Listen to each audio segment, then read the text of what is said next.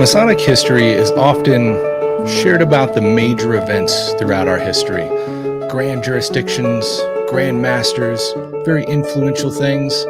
But since we've started Historical Light, what we've really loved to cover is those more intimate stories of our local brothers, our local lodges, to hear about how those brick and mortar situations brought Masonry into what it is today. Tonight, we're doing just that by covering the history of a lodge in South Pasadena, California. We have an epic brother on here this evening that's joining us to walk us through that amazing history and share some of the awesome tales behind it and some of the individuals that have brought that lodge to what it is today and how they've impacted Masonry as a whole. So stick with us. We have an excellent episode for you right after this on Historical Light. Welcome back to the Historical Light Masonic Podcast, dedicated to illuminating our past and bringing our Masonic history to light since 2016.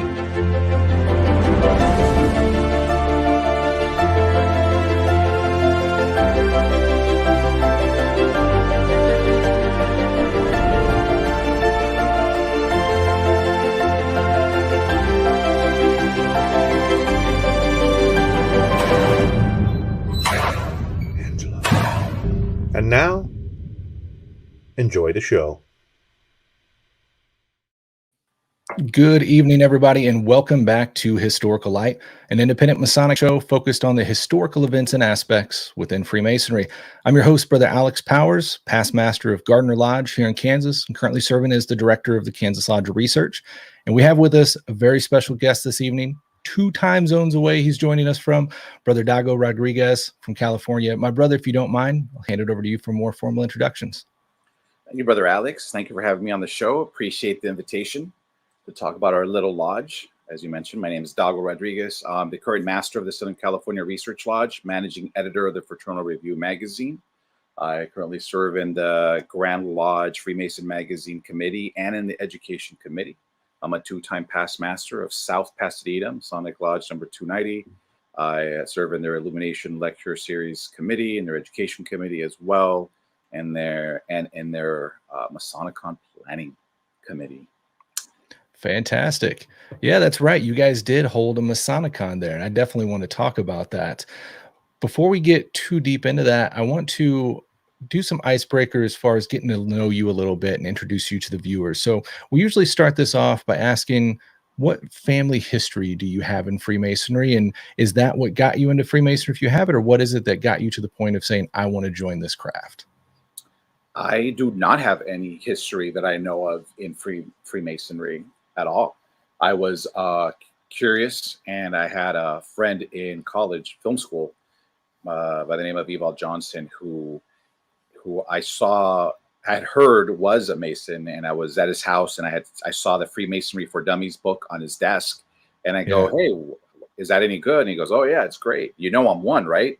And that's how the conversation started. I was invited to a dinner, and before you knew it, I was being initiated to become Mason. That's fantastic, man. Yeah. Fantastic.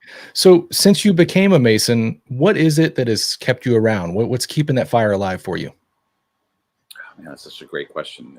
I think there's a lot of different layers. I think fundamentally, I see how I put the Masonic philosophy up against any other philosophy, and it still turns out to be the most beneficial to me.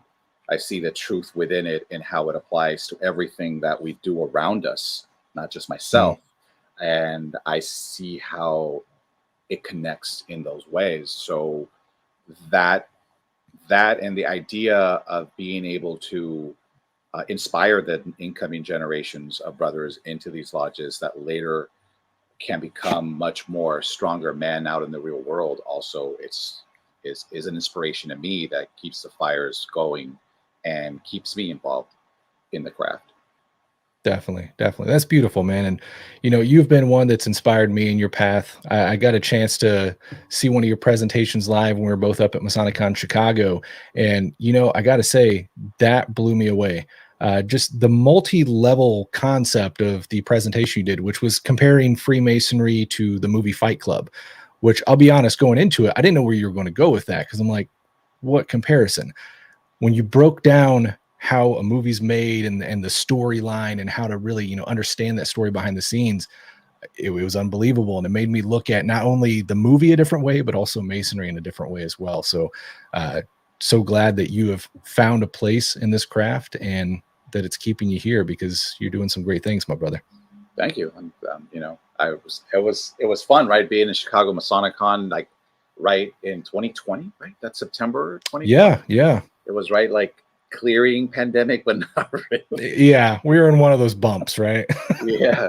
And it was the first time I did that lecture live. And since then it's kind of grown and gotten stronger, which I'm kind of impressed with, because the more, it's funny, it's one of those things that you peel the onion more and more, the more you find these other connections, and it becomes this deeper thing that you'll never fully finalize, but it's always interesting to make these other connections to it, just like masonry.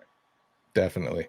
You know, that's one thing I enjoy so much about Masonic speakers today, that we see these talks, and often the times, you know, brothers get invited all over. So especially in the digital age we have now, we see the same talks offered over and over.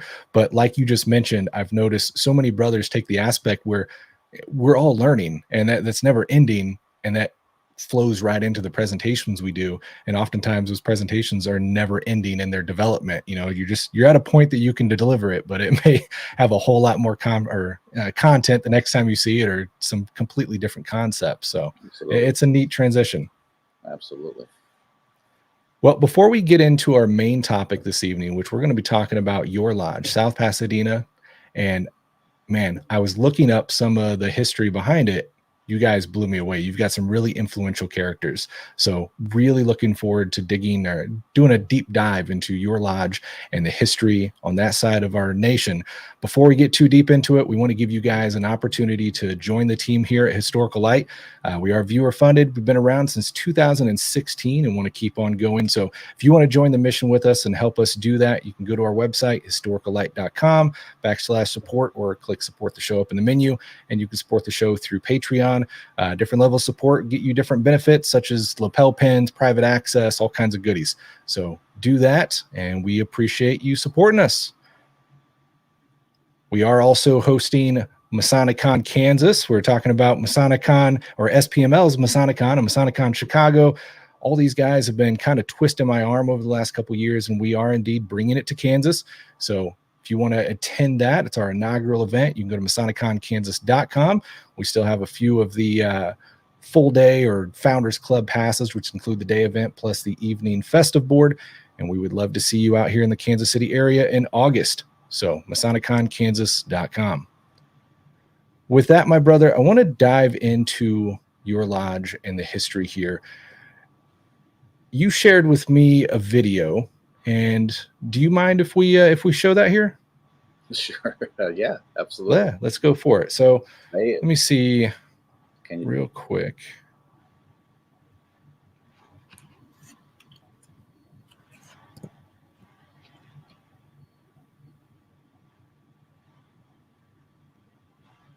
All right.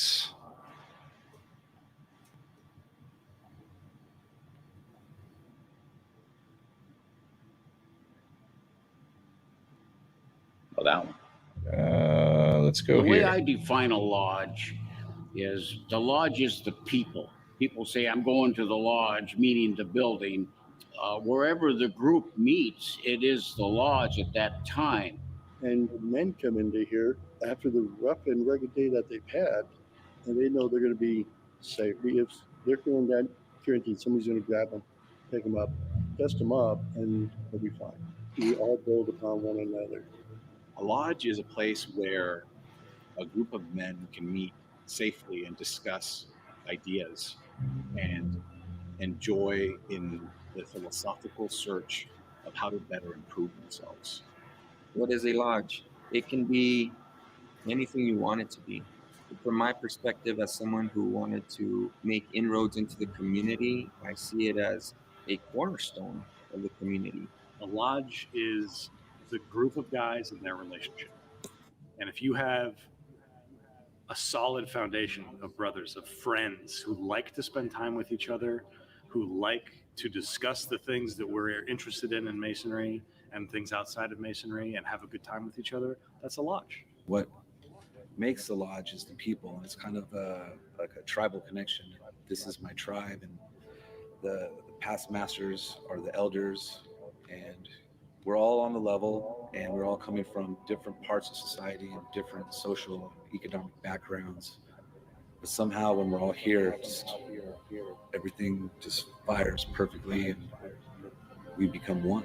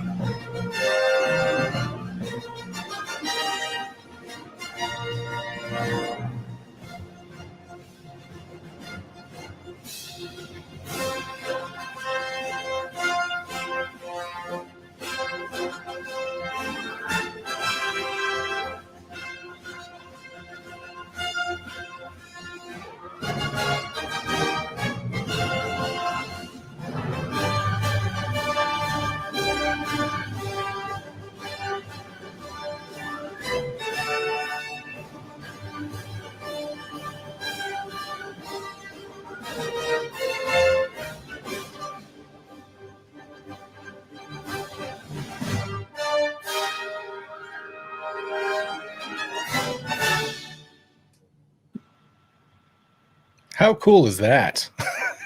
You guys did a phenomenal job on that. how do we top that one? Jeez. I know, that was fantastic. So obviously, for the guys on listening to the audio podcast side, you definitely need to check out the video side to catch at least that clip. It went through showcasing a lot of the historical milestones year by year, showing some of the very influential members and different milestones throughout the lodge, and just such a cool project to put together for 130th anniversary. So hats off to you guys on that. That was fantastic. Who was behind that? Who did all the editing there? I conceptualized it, and this brother named Gabriel Mann we hired. Actually, he's not a brother. He's an editor, videographer, and he's a talented guy that we thought could handle this. And Brother Brian Godwin actually did. He's an actual brother. He did the special effects that you saw in the start of that. A couple of us, a couple of brothers are camera guys, so they filmed the opening interviews. It was like this big hodgepodge of different things that had to come together to make it work.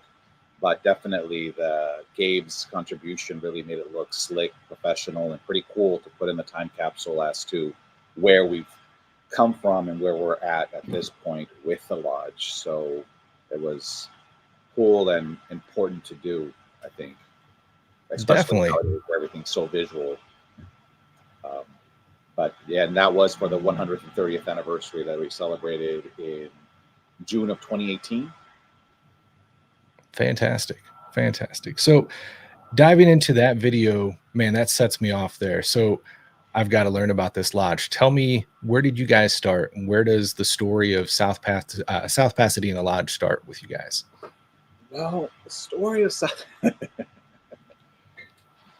this Pasadena City back in the late 1800s was it was a city, and then there was South Pasadena that became a city, I believe, in 1888, if I'm not mistaken, or 1905. I think it was 1888, if not 1905, because that's when we got our charter at the lodge for South Pasadena.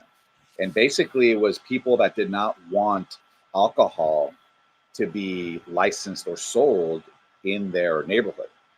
So they didn't have bars or liquor stores or that sold alcohol. So they prohibited it in the south end of Pasadena and created their own city to avoid that from happening.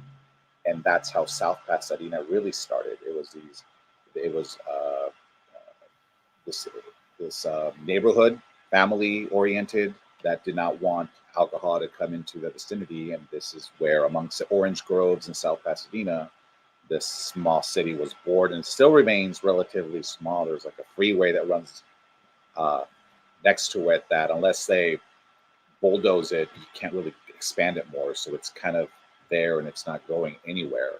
And it's turned into a pretty influential city in Los Angeles County. So with that being said, in 1905, the mayor at that time, his name was J.B. Soper, who was a brother from a different lodge, was asking brothers to come and open a lodge at South Pasadena. And that's how South Pasadena got its dispensation in 1905. Now, through the course of the years, we've had about 13 lodges eventually merge into our lodge that have closed from the local vicinity. So I actually pulled out the 125th anniversary program, which we sort of outlined. We put a grid together of all the lodges. I can see it, but there's all the lodges that have come in from the surrounding areas that have merged together and eventually ended up merging with our lodge, South Pasadena. And that's really how we've been around. I think when we first started in 1905, we didn't have a home. We rented spaces on second floors of these different buildings, 3 actually. And in 1929, a hall association was started where it was recommended to buy the building that we're currently in. It was shops. It was 5 shops, first floor only. We had a couple of brothers that were structural engineers at that time that came and looked at it and said, yeah, we could build on top of this and call it our own. And they took out a loan for $100,000, which back in the day was a lot of money. And a brother architect, Richard Farrell was his name, designed it. and they hired mostly brother painters, construction workers, tile men to build the lodge on top of this strip mall, basically. And that's where we've been since 1930, when it was officially inaugurated. Now, the Great Depression was in between all this, so they were in fear that maybe with the Great Depression, we might not be able to finish this, but it actually worked in our favor because things were cheaper. Labor was cheaper. People wanted to work. Materials were cheaper, so they actually came under budget. And I believe in 1949, they had the mortgage buildings dinner ceremony where they burned the mortgage because they were able to pay off the building by then. Now, that's so cool. But that doesn't really give us over 130 years or 133 years. Is that where we're at? That's where we're at now. We merged with a lodge called Sunset Eastgate. That's near Lincoln Heights, near South Pasadena. And we still actually own that building, and we rent it out. But we still have a hall association that runs the building and everything. But that lodge merged with us, and that lodge got their charter in 1888. So I don't know how it works in other jurisdictions, but here, if you merge with a lodge that is older than you, you end up getting their number and accumulating their years since they got their charter. They got their charter in 1888. Their number was 290. We got our charter in 1905. Our number was 367, I believe. Yeah, 367. So that's cool. After that merger, which actually happened in the 90s, believe it or not, our lodge number went from 367 to 290. Okay. But we still kept the South Pasadena because it's the city name, and that name never changed. But yeah, I think in looking at the history, the last mergers we had were in the 90s, where we had 3 different lodges that merged with us in the mid 90s. And since then, we haven't really had much of the mergers. And this why my video like that we just saw is important, because when I first came to the lodge in 2009, like there was no sense of identity in the lodge, in the walls of the lodge. They had these cool display cases down this hall, and they had a lot of blank walls, but not a lot of history. But you went in the lodge, and that's why I fell in love with the lodge. You felt it. You felt that there was this energy at this lodge that that hadn't been tapped into, but it was lived. The history was somewhere in there. And not until the 125th anniversary, which was the very first video we did, which I sent you like this morning, did we discover all of these nuggets of history that were hidden in the basement. So that anniversary, we pulled all that stuff out, studied it, did a huge 125th anniversary historical program with all as much information that we could about our lodge's history through the decades.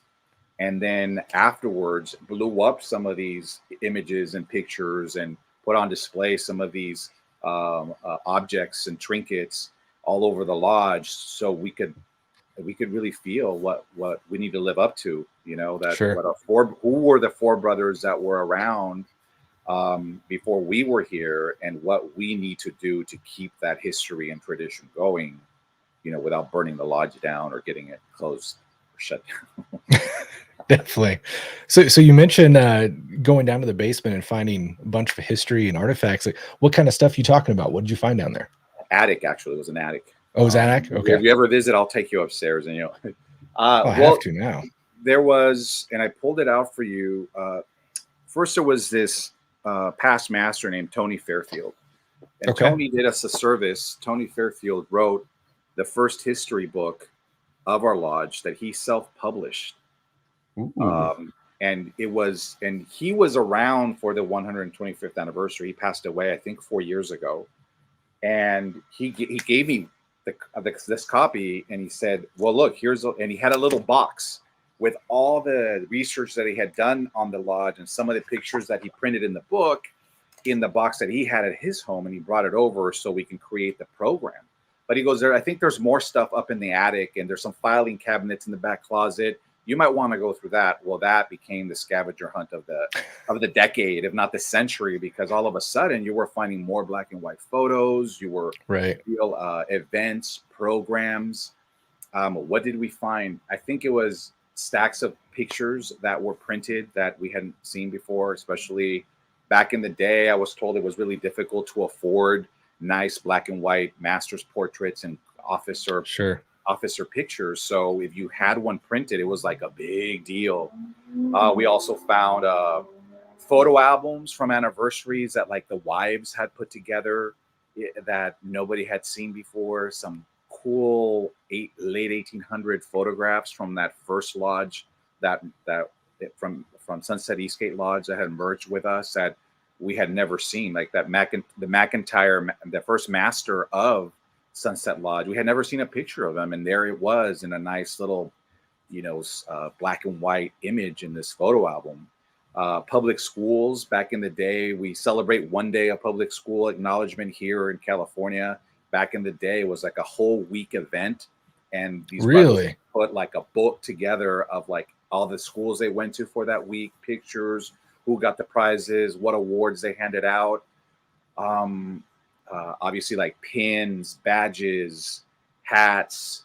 I mean, it was and a lot of ledgers for sure, paperwork. The minutes were always kept in the secretary's office, so there was, we found that was always, in a safe place. But like old treasurer ledgers, we found other lodges that merged with us, their stuff, like especially like their Bibles.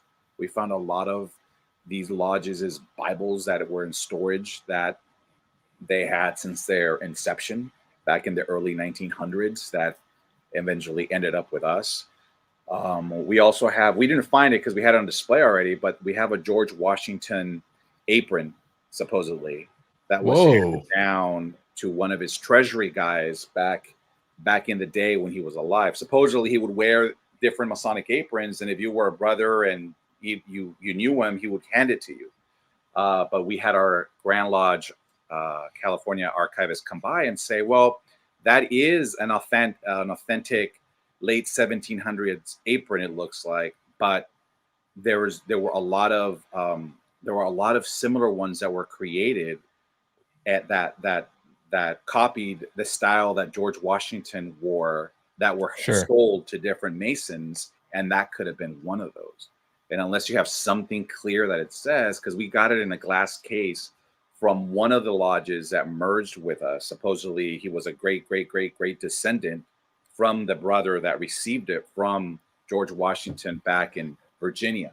They later sounds like there's a strong possibility. I mean, regardless, it looks like been authenticated. It's in an airtight case, and we were like, well, we don't want to open that case because we don't want that apron to disintegrate in our hands. But we'd rather tell you the story, and if you don't believe it, fine. But it's a good story to tell. So it's. I mean, it sounds like there's a strong possibility there, but regardless, they've authenticated it to at least that time period. So regardless, that is a very rare artifact to have. So that's some of the cool art. We have some cool display cases down the hall and artifacts in there from the different lodges. And also we created the anniversary staircase, which in that video you kind of saw a snippet from in 2014. We got this Hall Association to put up a couple of $1,000 to change the lighting, repaint it, frame things, enlarge things, shadow box items. And we put it in this staircase that leads up to the lodge from the main entrance on Fair Oak Street. So people can walk in through that main entrance and really get a sense of history right off the bat of what this lodge is, where this lodge comes from, and the men that were involved in building this lodge, which I think it's neat. I think it's important to have a sense of what you're stepping into. Besides, it's masonry is its members. It's made up of the building blocks of a lodge are the members. Without the members, you don't have a lodge. So to see and these images of the members that were there, I think adds a perspective for sure. Yeah. I totally agree with you there. And I think it's impactful to a large level because we're all Masons in the modern day, and we all have our little, riffs with our lodge, and we're struggling to get this and all struggling to get that and yada, yada. And it's easy to get caught up in you and right now. But thinking back about all the brothers over the hundreds of years that have had, those struggles to keep that lodge and build that lodge to what it is today, at least in my situation, has really grounded me on a level to think, man, I'm carrying the torch, but this was a huge project in the making, and to be able to memorialize that path, I think is Well, isn't insanely it? impactful.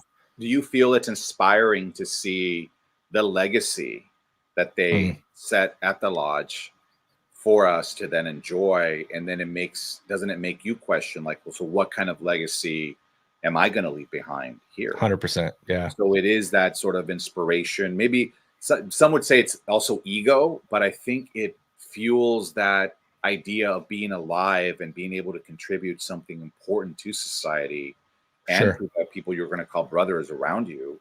And also to Right. the community. Whenever we open the lodge to the community, this is one of the first things that they see or get a tour. We'll give them tours and explain a lot of the things in that anniversary staircase, so they get an understanding that this lodge has been here as long as the city has been here. Right. These are the building blocks of this city and the men that helped it grow and become what it is today. So if you appreciate living here, look at some of the people that were responsible for making that happen.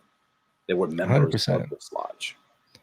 That I agree with you. And I look back at my lodge and so many other lodges, and just that fact definitely strikes me.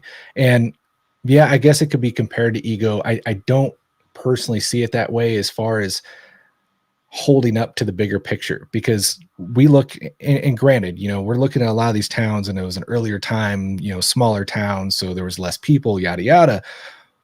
But we look at our Masonic lodges, and looking through your lodges is just the same here. It's filled with mayors and authors and film directors.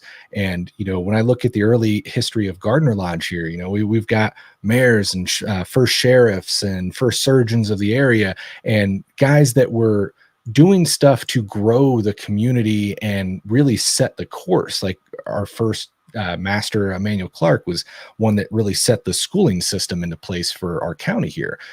Stuff like that makes me ponder, like, not to knock anyone's job today, but are we keeping up with impacting society and being that impactful movement Wow. that we have in the past? So I guess I view it as less ego, as more as, am I doing my part? Absolutely. I don't know. It's definitely something to ponder.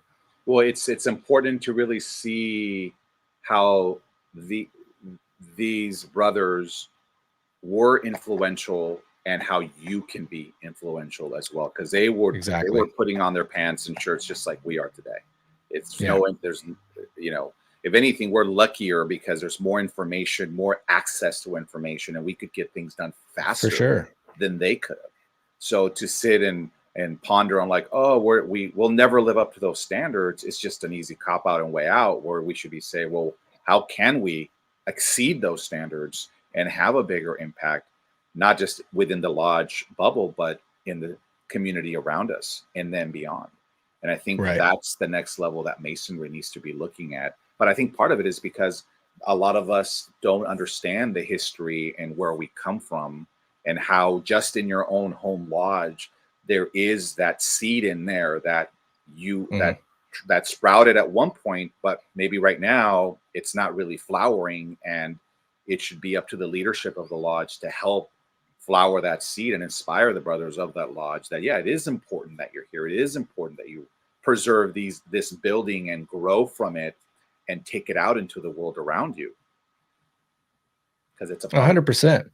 Yeah. I mean, we talk so much about, I guess the business side of it, and growing and understanding that foundation. And some guys shy away from the history, and you don't have to be a history nerd, but I think it is important to understand what's there, because just knowing you have a foundation doesn't mean a whole lot unless you know how that foundation is built. It's hard to grow upon it appropriately. You're absolutely right. I was not a history nerd, and that this made me a history nerd. And I think it's not even that. It's the idea of if you at a lodge really enjoy and love your brothers, that means that you probably are committing some sort of interpersonal relationship with them. And that's the same thing I found when I was researching these brothers from our past history. Like, oh, who were these men? What were they about? How were they different or not from me or us? You know, how did the times really challenge them to persevere and really create these things that, you know, 20, 50, 100 years later, I'm looking at them for as inspiration and for Sure. guidance to see how they got through it. And that to me is it's not even the historical perspective. It's just the human impact that you can have starting with this foundation that we call Freemasonry. 100%. Have you noticed in your experience kind of a humbling factor from that, getting to know the human side of some of these brothers? Because, you know, I know when I was early on it, I would look at these guys almost in an idealistic manner, like, you know, just wow. And you lose sight of that human side of them and the struggles. But sometimes it comes into play. Like, you know, for example, is a more modern example, but when I first got into masonry, we were trying to revamp the kitchen area, and we'd made this big list of all these, you know, updates we wanted to do and yada yada yada. And then we started in on it, and the first day we start in on it, we find a list under the plates in the cabinet that was almost identical to ours from 15 years earlier. It was just kind of like, our problems are nothing new, you know. And that is humbling, and I think that is the humbling part, where I get an officer complaining about the time and having a kid at home and having to work 9 to 5, and I'm like, well, look at this brother, you know, Brother Burns. See, he was a 2-time past master. When he was master, because I read his history, he had just gotten a divorce and became a single dad with 3 kids and was an aerospace engineer. Yeah. You're telling me that he did not have time to come to the lodge and do the same job that you're doing? You know, so then it kind of puts you in place in a way. Like, if they were able to get it done, what's stopping you from getting it done? How much do you really care? Yeah. How much passion do you have for it to say, I'll prioritize it at this point of my life? Not that your family has to come second, but you have to figure out your own time management skills and how to maneuver through all that stuff to really at least pretend like you're making it a priority. 100%. Yeah. Yeah. Behind those fancy, elegant patina photos, there was real struggle there, and there's struggle today. And it's part of that overall mission to continue to grow.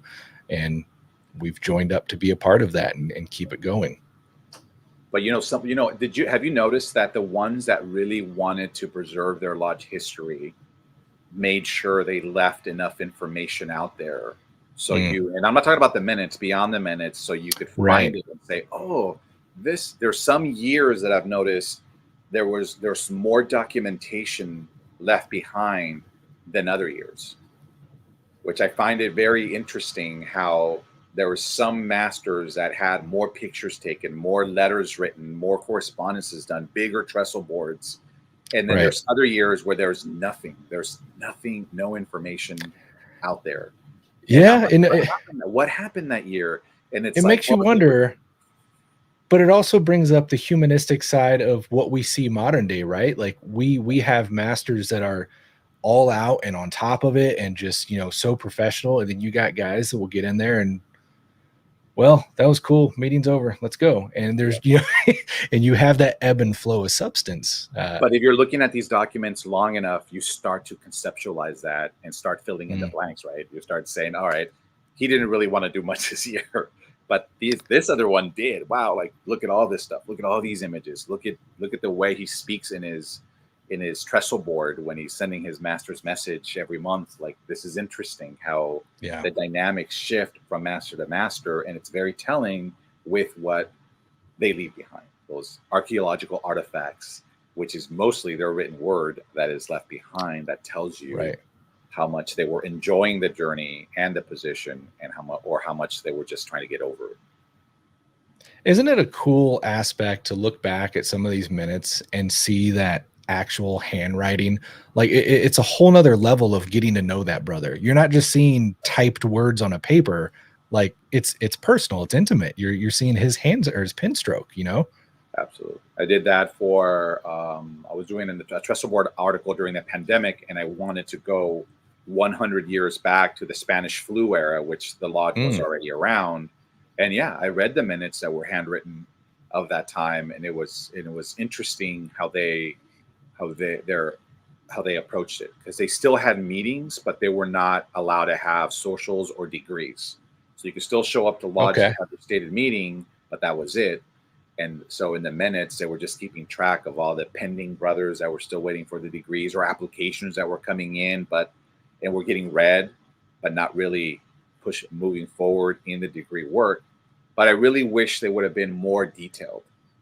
I really wish Definitely. there would have been more information on how the outside world was really affecting what was going on in the lodge, and not just let us intellectualize it through the minutes, right?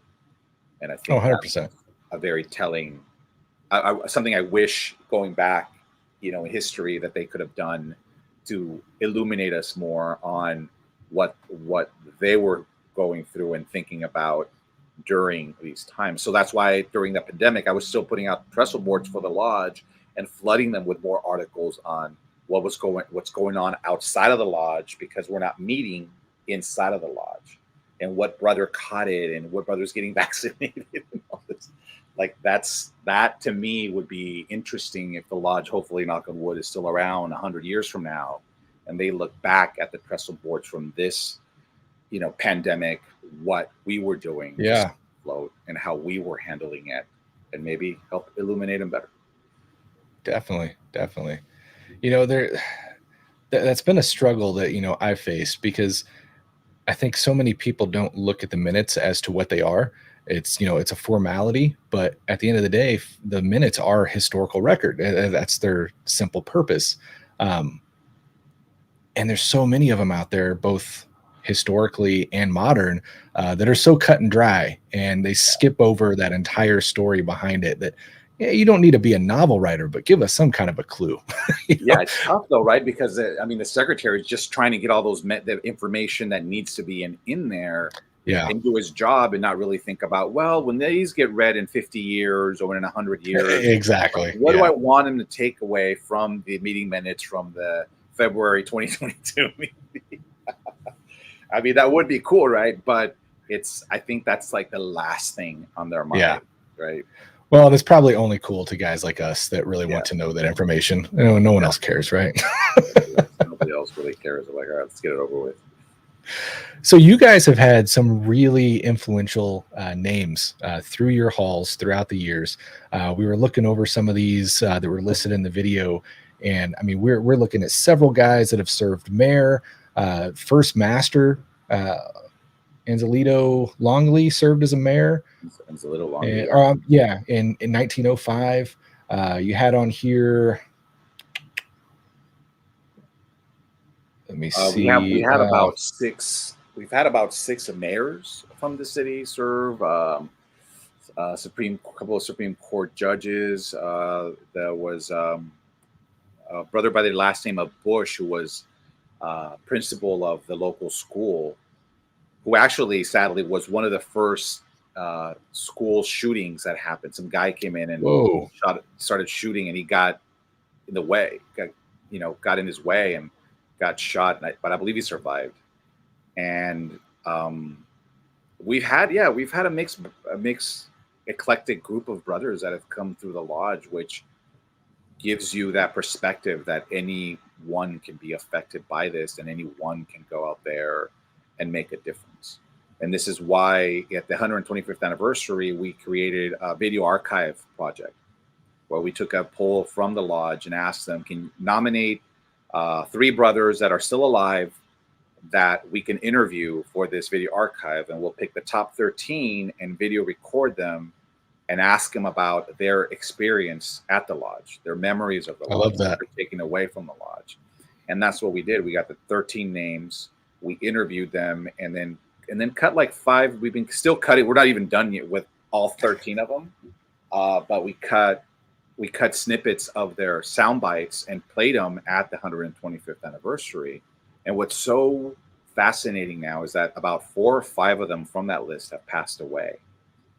So when we have a memorial for them, we actually show their interview that they did at the lodge. That's cool.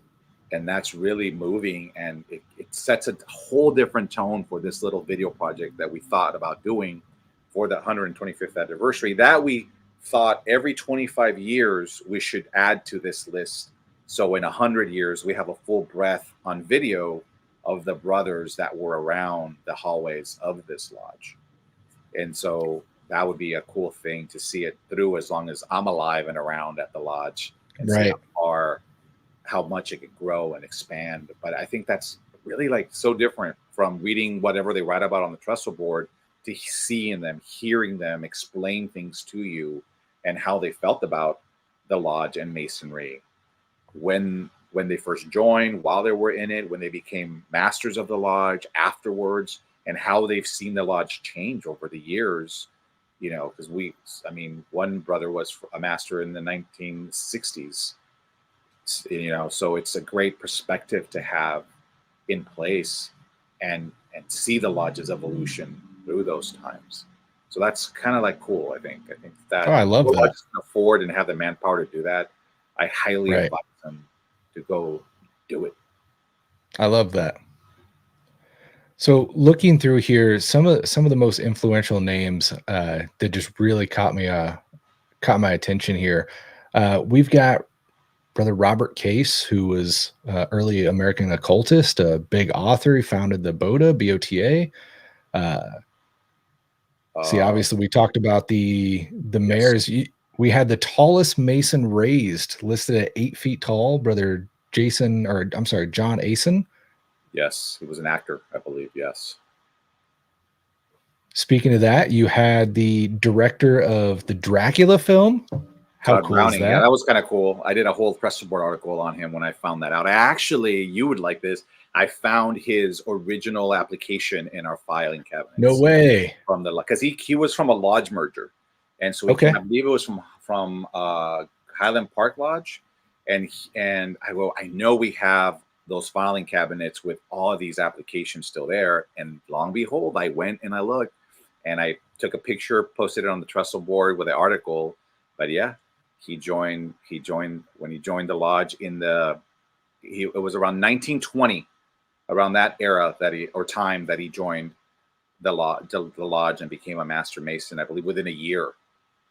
And I went and I wanted to go back and find the minutes to see who showed up to his third degree, right? Like who in the film industry was popping in to see this brother, because he didn't do Dracula until the 30s. He was a silent movie director through the course of the 20s, an actor actually, and then in the 30s he is when Dracula, he did this movie called Freaks that became has become a cult classic, but actually it was banned, like it was for like 30 years, about carnival circus freaks, and he hired actual freakish looking people, I guess, to be actors in this, and that freaked a lot of people out, and they pulled it, and that kind of became the downward spiral to his career in Hollywood after that. But he's a very interesting character, and if anybody wants to read up on him, they should. But that's unfortunately, fantastic. I never saw. I tried to through the minutes. He showed up for like that next year, and he became one of those Masons that just disappeared. He didn't get involved, didn't become an officer, didn't become a lodge master. He just, because back in the day, I think it was also this networking thing, right? Oh, definitely. Will trust you more, and so you want to be with that group of boys. So let's go put you in the club. And I think this was one of the reasons. Speculating he probably ended up joining, because he never really got involved with Masonry, and there's no bio or there's no diary or journal by him or interviews where he's talking about Masonry anywhere. So it's interesting. I wonder who his Masonic friends were. But so you bring up that point of kind of that inside club, and it makes me wonder, because South Pasadena is just right outside of Los Angeles. And with that being, huge movie scene from then to today, how is that kind of played in? I mean, obviously it's working to your guys' benefit. With the lodge videos, you guys have a ton of talent there, but we're seeing all these influential characters. How is that movie industry, or just that media industry in general, played into Masonry in your area? It's it's there, but it's hard because you have to understand that in theory, in fantasy, you'd say, wow, where is we actually talked about creating a small lodge that it was going to be just only filmmakers would be part of this. Oh, okay. Right? Like a little community lodge. Yes, like a craft lodge, like only you had to be accredited filmmaker or actor, and this is how you got. But the reality is that if you're a working filmmaker, you're working 10, 12 hours a day. When are you going to have time for the lodge? And you think back to Brother Harry Houdini's lodge in New York. They had the lodge that was made up of theater craftspeople. And they got a special dispensation to meet in the middle of the day during lunch and not in the evenings or night because everybody was working in theater. And that's the only way they were able to pull off that theater lodge that they formed, was because they all had to work at night. So here with this kind of industry, if you really wanted influential filmmakers, like, you're not going to get them because they're all working. So that's where you have people that do join that are filmmakers, actors, but you kind of, if they're known, it's sort of not discussed. They're closed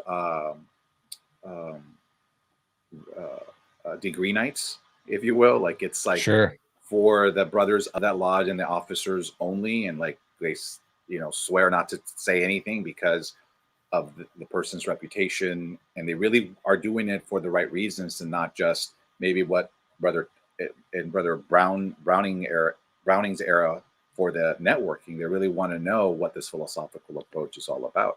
So so it's not really discussed loudly, if that happens, which is respectful. Then I totally agree with that, but it would really shed a different perspective, or a bigger perspective, or more publicity for the craft. But it makes sense. Like, you think about it today with, celebrities and stuff that are in masonry.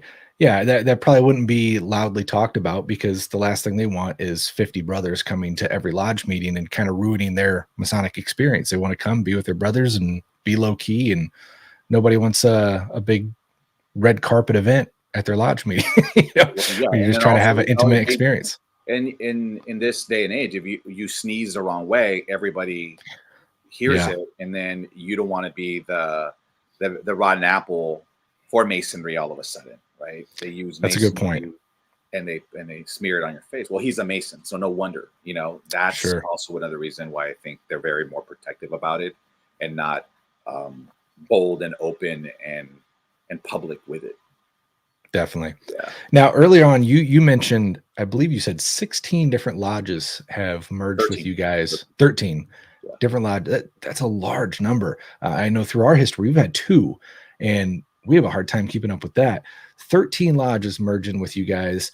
Do you guys have the records of all those lodges, or how's that work out?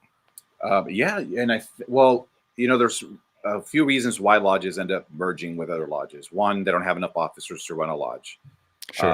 With I think 2 lodges, there was structural damage, and they couldn't afford to retrofit their lodges. And they were probably a little low on numbers. So instead of just meeting at our lodge, they said, well, you're cool guys, we'll just merge together and have a bigger, stronger lodge, or so they thought. And officers, money to pay for the building is another reason why some of these lodges close down, and they are looking for another lodge to join. And if you think about the golden era of masonry in the 50s, I mean, there were more lodges sprouting out in every city, especially out here in LA County. There was a stipulation that the only reason you could join a lodge outside of your city was because there wasn't a lodge in your city back in the day.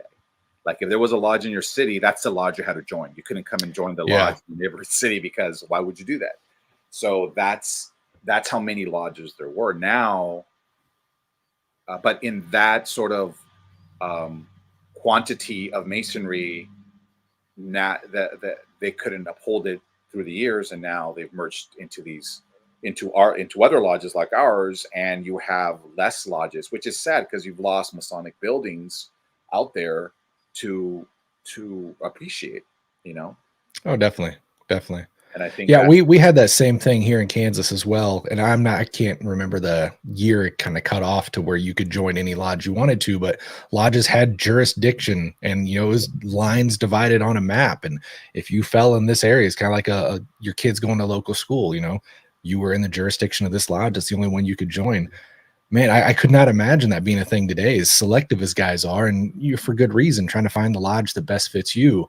But that's the way it was. But I think that that's going to be interesting, especially, well, I mean, out here for sure, like there's at least 2 or 3 lodges that close every year, it seems like. Yeah. And that with that, their buildings go too. So in 10, 15 years, how many lodge buildings are going to be around that we are going to be able to say, oh, that's a Masonic temple there? Nowadays you can't really start a lodge and have the funds to buy a plot of land and build on it to create a new lodge building. It would be great, but nobody has in at least 40, 50 years out here build a lodge. The Grand Lodge just built their own within the Grand Lodge building, a lodge room, and that happened 3 years before, right before the pandemic, which is a cool small little lodge room, and it was nicely decked out. It almost looks like if there was the Star Trek Enterprise, if that ship had a lodge in it, this is what it would look like. The geometry that they played with. Yes. It's very unconventional, but pretty cool. The way they did it. And that's going to house like 5 lodges to meet there in the San Francisco area. Okay. So that's interesting that it's going more into that whole East Coast and European model, right? Where you have one building and you have like 5, 7 lodges meeting different days of the week in that building. And is that good? Is that bad? I don't know. I think the jury is still out on it. There's something to be said about having your own identity with a building that your 4 brothers helped put together.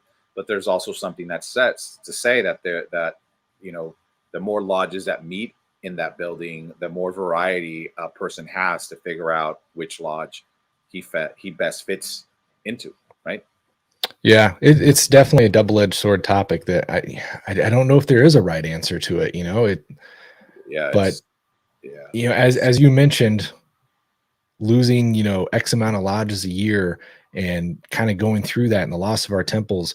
We've had this conversation before, but I don't know where you guys are at in California. Here in Kansas, where our average membership age is, within the next decade and a half, it's going to look entirely different. And we're going to be faced with some decisions, at a moment's notice that we've never been faced with before, because we're going to be losing members at such a rapid rate. And then, I mean, you look at our average attendance, and some of these guys are really up there. So even if they're still living, they're going to start coming less. Then you're not able to open lodge anymore. And yeah, within the next 10 to 20 years, Masonry is going to take a change. And I don't know, that's going to be interesting to see in real time, but how we respond to that is going to be interesting. Well, it's really going to really fall on the quality of Masons. Yes. It's going to carry the craft through. That's how I'm kind of seeing it fold out, right? It's like that quality of brother is what's going to keep the craft alive, and not really the quantity, the numbers, because the numbers, right? I mean, they're good at first, but if you don't find a way to keep those numbers going, then you're left with vacant buildings, losing buildings. Half member lodges that need to merge somewhere else because they have nobody else to carry them through. And that's 100%, where you can't let your bridges, as they say, go too high because you think you're doing great. We're in the golden era of Masonry. We're fine. Nobody's going to touch us. And you lose sight of what is important. And that is taking the next generation and fostering through the whole process and having them carry the baton.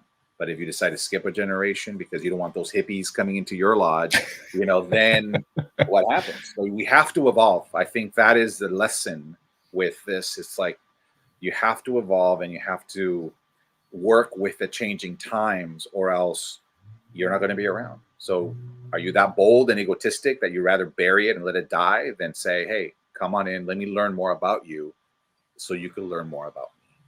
And isn't that That's a great point. Isn't that what brotherly love is all about? And understanding your fellow man and your neighbor. I mean, if we're about those standards, why are we living up to them? Are we reaching out and living up to them? And that's the question that every Mason and every lodge needs to ask itself. Because if you're suffering, let's look backwards and see how you got here. What Definitely. happened? Right. Well, brother, I want to kind of move the conversation into modern day and understand where your lodge has came from and where it's going. But we are at that 9 o'clock hour, so I want to pause for a second. We always do our traditional 9 p.m. toast on here, Historical Light. And my brother, if you don't mind, I was going to see if you would offer a toast for us this evening. Sure. Got a little toast for you. Let's see. To brotherly love, relief, truth, to our family, friends, and brothers, near and far, to peace where there is war, to love where there is fear. Cheers. Cheers.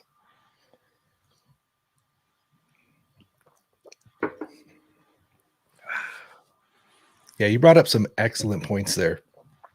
Pardon me. That one hit pretty good. Yeah, excellent points there that we're definitely going to have to face in each one of our lodges, each one of our situations. And I think they're all going to be slightly different, but open hearts and open minds are going to be that key tool that I think it's going to be the only tool layered afterwards with education and understanding of the craft. 100%. It's important to be able to deliver a great, beautiful, almost perfect degree. But if there's no follow through with the degree, then what foundation is this man/brother going to have to carry it through within the lodge and outside of the lodge into the community, family, work, and all those things? And I think that is the next step that I know you're seeing it, be getting more attention, is the educational side of Masonry. 100%. Yeah. Cons to the lectures, to each lodge taking on responsibility to educate each brother. I think that's going to be what's going to start separating the doers from the not doers in lodges. Because I mean, you can only learn how to cook a steak so many ways before you say, okay, I can just keep on doing this, which is important. Yeah. I am not showing. I love our socials. I love the social nights, but that is not going to keep the lodge alive. Right. And that's what all of our brothers need to understand. And that's what we try to do at our lodge from the get-go, is get the new members to understand the importance of their involvement, their contribution, their legacy, their history, that they are just going to start to lay down at this lodge, and the follow through that they need to have for it. We don't want to use this as a side club that you could just come and go whenever you want. There's plenty of those out there. We really want you to use this as your second home, but treat it like your first home as well. Right. And that's what we want to implement with the men that join our lodge. And we hope that's the attitude with other lodges out in the stratosphere of Masonry. So we talked earlier about, respecting and understanding the history and that foundation that our lodges are built upon. And we've really covered here where South Pasadena Lodge has came from and covered that foundation of what it's built upon. I want to kind of bridge that gap into having you paint a picture of who and where South Pasadena Lodge is today. What's that makeup look like? What do you guys have in the mix, and what are your plans for the future? Well, we definitely South Pass is becoming a very eclectic lodge. Brothers from different races, religious beliefs, economic bearings. Like they've come to the lodge and searching for that connection, and that kind of goes back to that kind of Fight Club theme, right? Of mentorship. Right, especially the younger men that come to the lodge, they really are looking for some sort of inspiration to inspire them to become better versions of themselves. And I think that becomes our duty as the senior members of the lodge not to hold their hands and become their surrogate fathers or older brothers in a way, but to be able to just give them that understanding of these are the tools. We've presented them to you in a degree. Now let's further explain them to you so we know that you understand them, and you could use these tools for the greater good or the greater evil. And we hope we've instilled enough to you to use them for the greater good and contribute something positive to the community. All of you, every one of us is got a gift, and we're all special in some way, shape, or form. You just have to find that and open it up and let it grow and blossom, so we can all feel that light in you, if you, for lack of a better term, to spread out. And these tools can help if you wish, if you desire to apply them. And this is how we've learned to apply them. And so the makeup is getting a lot more younger, and which is also kind of dangerous because it's, they're still layering certain chapters of their lives. They're going to get married soon. They're having families. They're getting their careers off the ground. So that influence is even much more. There's much more pressure to deliver it correctly and not give them any false information, which we definitely don't do. We just want to make sure that they have the truth and understanding of it to be able to be productive and use it for the best. So our educational in the past 10 years side has definitely been amplified a lot with the incoming members. We're able to cluster them now into classes where we have a group of either 3 to 8 entered apprentices in that 1 year that we are able to bring speakers to talk about the different aspects of their degree that they just received. We have them, they give us presentations on a symbol of the first degree that inspired them and how they are going to apply it to their lives. So they're thinking critically on how these symbols actually can be applied to them personally. And let me tell you, that's part of our Masonic education at our stated meetings. So every stated meeting, there's one entered apprentice that gets up and delivers his paper or his presentation. And how cool is that? I mean, sometimes we end up learning more about that symbol than we thought right? From their I could see that. And that's so powerful. That's so crazy that they are able to school us on how they're interpreting that symbol and how they want to apply it to their lives. So if you're able to do this, then why aren't more lodges doing this? Why aren't more lodges implementing this? Because we see that these members that are getting this sort of education are feeling the truth of the philosophy in Masonry and respect it even more, and also want to come back and contribute to it and foster it. And that's the foundation that we want to grow at our lodge. So we have a bunch of educated, if you will, Masons that are able to educate the generations after us, because we're not going to be around forever, right? Right. And I mean, we shouldn't, like I mentioned before, we shouldn't be biased but open about why are you here? What are you looking for? Because this is what we can offer you, but is this really what you can commit to? Because this is about your own self-improvement, and if you don't have the time for it, then we're not going to excuse you out of the lodge. You're just not going to show up anymore. And why waste your time and our time in the process, right? If you're really ready and you can commit the time, then let's do it. If you're not, then the lodge is always going to be here. Whenever you are ready, come by. We'll be here.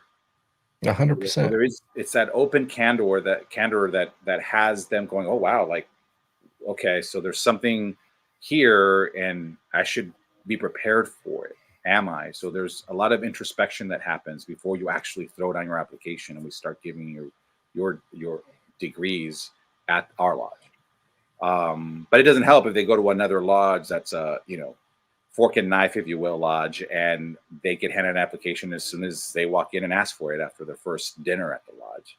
Right. And this is where a lot of us need to get on the same page on how important it is to guard the West Gate and get to have an interpersonal relationship with that man that's coming through your door that wants to join the fraternity. Because once you accept him, we all accept him.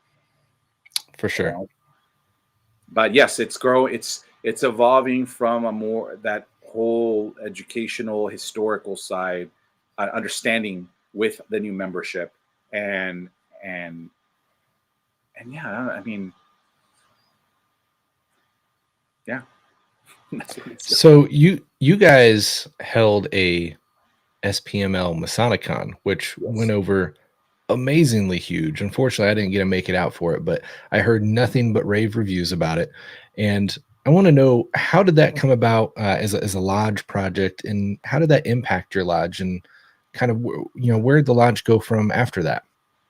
Well, obviously we were inspired by Brian Simmons and our brothers from Attleboro, Massachusetts. Their baby, their Masonicon, and my thought was like, what?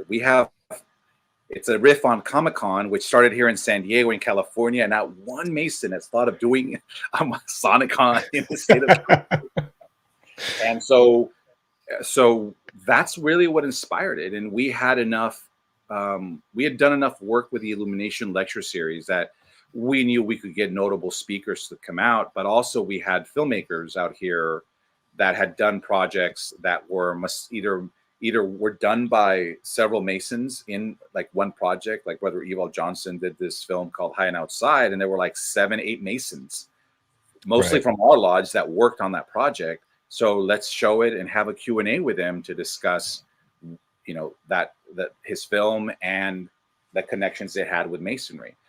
And that was a standard we set up. Either you had Masons that worked on it, and it was a Masonically produced production, if you will, or it was Masonic. There were Masonic themes to it.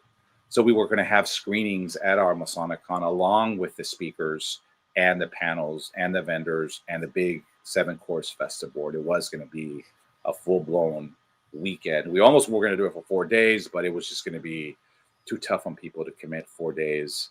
Sure. And I'm used to going to film festivals where you're up till 2-3 in the morning watching films and you're loving it, right? But sitting to listen to 7-8 speakers in one day sometimes it could get taxing on people, and they need that difference, the variety to sort of keep their attention span flowing and not burn them out with too much light. Is there such a thing as too much light, Alex? That some people say that, right? I can't seem to be getting enough, but I think you guys hit it just right on the head, because guys like Robert Johnson came back from that event, and that was the first thing he said is, this is the key. This is the ticket. This multi-day event, the way they had it laid out, they're like, this is where we got to do it. And I know he modeled Masonicon Chicago pretty closely after you guys, because your guys' event impacted him so well.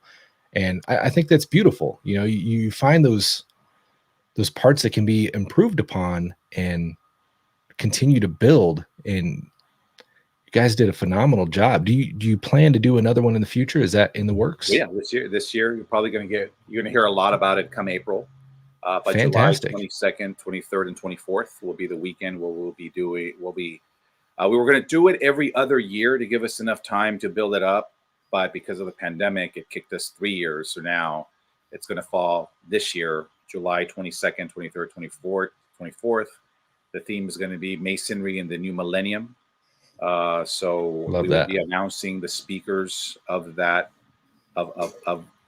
selected speakers pretty soon, and the tickets are probably going to go on sale in May, end of May. I think it's going to be a short window of sales. We could only fit about 200 people at our lodge, and we really don't want to go to another venue because it's more controlled within the lodge. So once those 200 tickets are sold, they're sold. They're done. There you go. It's a close. It's shut down, and we're still going to get screenings. Part of it, lounge, and vendors. We're still debating. I think the last time we did them, it was like cool, but was it necessary? Did we need them?